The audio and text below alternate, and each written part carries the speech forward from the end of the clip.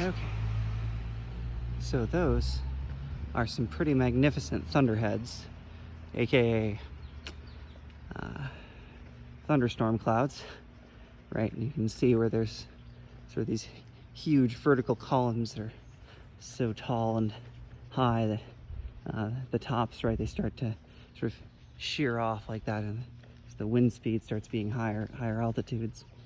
And those are relatively small ones that are barely raining, because the thunderstorms aren't just major day. I moved out to Albuquerque knowing there would be thunderstorms at some point during monsoon season, but last year I got here like kind of at the end of August, which is kind of the tail end, and barely even got any thunder. But this summer, man, it has not disappointed.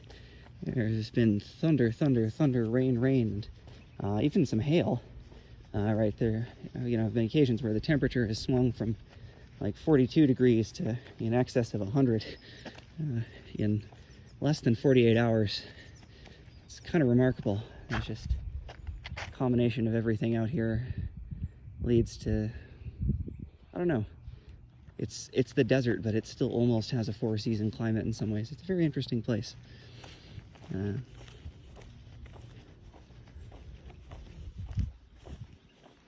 any rate, like, how do clouds form in the first place, right?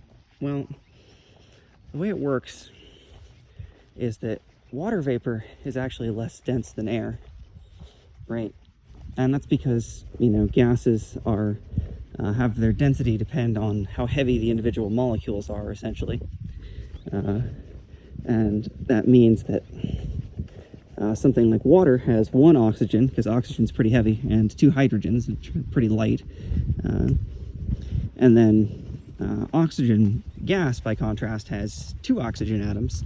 Right, the stuff in the atmosphere is not just individual oxygen atoms, it's 2 oxygens bonded together, or in the case of the nitrogen that's in the atmosphere, it's 2 nitrogens bonded together. And so, because they have 2 of those heavy atoms, those gases are heavier, but water only has 1, right, H2, and then just 1 O, as opposed to N2 or O2, and it's lighter, so it tends to rise up through the atmosphere.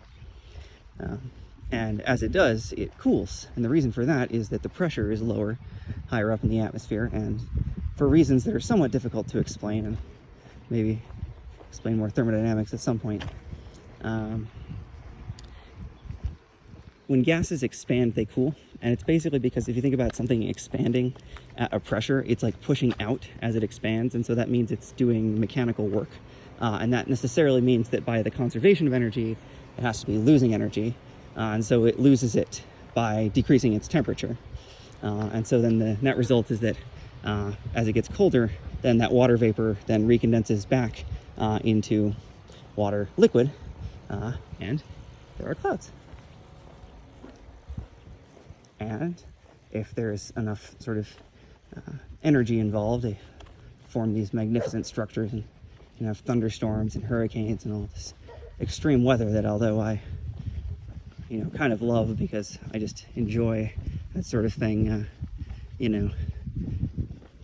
slow climate change will just adapt our infrastructure and living locations, and it'll be fine. Fast climate change, which is what we're going to have if we keep pumping out more CO2, that's less of an option.